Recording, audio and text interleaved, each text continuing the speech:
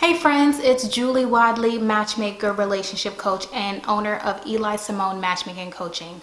Thank you for joining today. I wanted to really talk about 3 ways that we are spinning our wheels in love. One of the reasons why dating is so difficult nowadays is because of the way we're socializing. So back in generations past, we gave each other much more time to socialize, to get to know each other, to grow our networks. Socializing was in person. And when you're in person with someone, you get to know them on a real, authentic basis. Today, we just don't have time to socialize. It's more about work, and it's more about, time is money. And we sort of put people in a, when it comes to connecting with them, in a very transactional basis. I'm only meeting with someone because I want something from them. I'm only meeting someone because they have a business deal, or, the only time that I really have to go out is if it's benefiting me in some way, professionally, socially, what have you. So the whole aspect of dating is sort of out the window, and we use social media, we use online dating, we use all kinds of alternative means in which to find suitable partners, but we're missing that socialization part. So I wanted to share with you the 3 ways that we might be spinning our wheels when it comes to dating and being in relationships. The first way that we are spinning our wheels is that we are focused on arranging marriage versus making a connection. So when you go out on a date, first of all, expectations are really high. We don't date all that often, and when we do, we're hoping for the best. We're hoping that this is the person that's going to shut everybody down. This is the person I'm going to get married to, or this is the person I'm going to, hope to be in a long-term relationship with. It's really not about I'm just increasing my network, I'm just getting to know someone new, or I'm just, trying to increase my social circle, or, he or she is someone that would probably be a really cool friend, or a really good friend, or at least a person that I get to hang out with more often. We really don't think about that terms in that way anymore. It's more about, well, I've got, no new friends. I've got all the friends that I need. I don't want any new friends. I'm really only here because I want to get married. And that's just not beneficial, and it's not really productive. So instead of trying to make sure that you get to check off all of the things on your list in 3 dates or less, go into dating with the expectation that you are meeting a new friend, that you're building a new connection, and you're increasing your social circle. Think of it like I am looking for a best friend.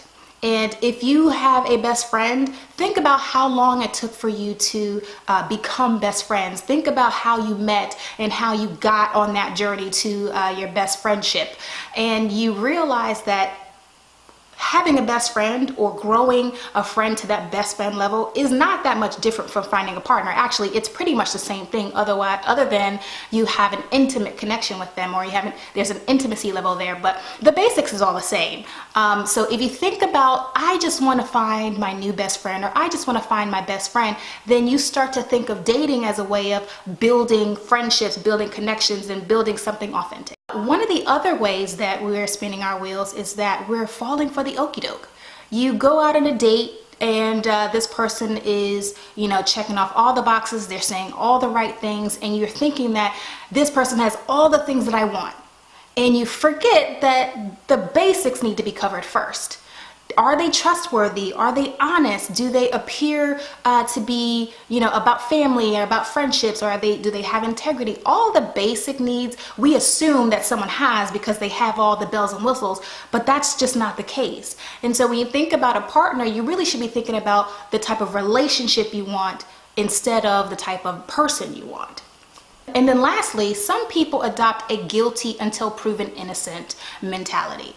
When you go and you're meeting new people and you're dating someone already with the idea that this person may be the same as, boyfriend or girlfriend of past, you're really setting yourself up for failure, because no matter what you think, it's going to come true. Your mindset and your perception is reality. So if you see someone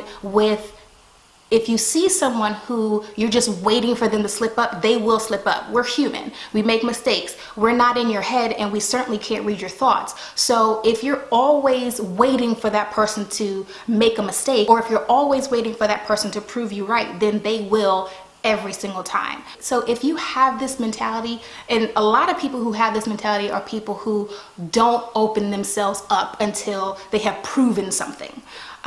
You don't give you don't give them 100% of yourself until they have proven themselves, or until they have shared everything there is about them, or you go into dating with your guard up. That's not a productive way of dating, and that's not a productive way of getting to know someone, because if you think about the idea of gaining a best friend, who wants a best friend that only shares half of themselves? Who wants a best friend who's waiting for you to slip up, or who's waiting for you to, prove them right? Don't do that. That's a way of doing a lot of work, going through a lot of dates and going through a lot of time, all for nothing. So there you have it. Those are 3 ways that we're spinning our wheels. And so this is what I want you to do. Separate the person from the relationship.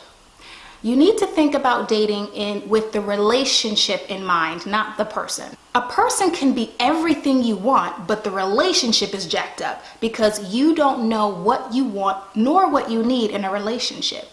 Your relationship has requirements, it has wants, and it has needs. Focus on the relationship that you want first, and then think about the type of qualities or the type of values that the person must have in order to get the relationship that you want.